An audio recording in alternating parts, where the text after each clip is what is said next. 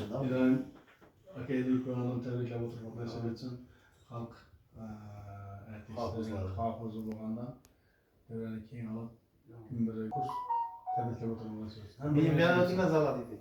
Temiz az var. Nechsiz? Yaxshi. Ama sen geldingizmi? Tebriklayman ustoz. Yine kalkın. Bunday shukrada. Tamam. Yani ben yürüyen. Teşekkür müzeppere. Bu tanıyan. Benim instrümentim. 84 de var. Bunu şahitlerime akademi yolum. Ben baktalanmasın da. İşte özü sizleri hem böyle gelişen senetler sizsiniz ya. Bakın bir şey daha gelişen.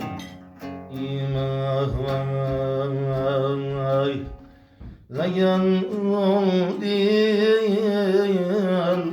Berin çaş Mişarası Çay içime. Gönül ki Taracay Layan içki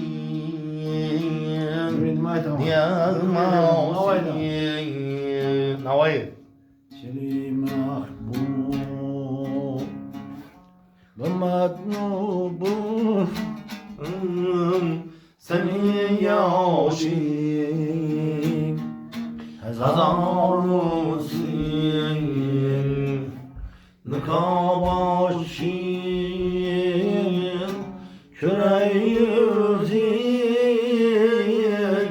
Cemalın ber Karusun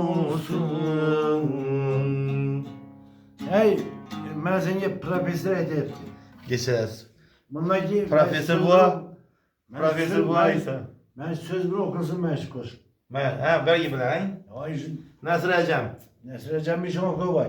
Oldu. Ha, bu oldu. Şuna eğer hafızamazsan mazarım ektik beni.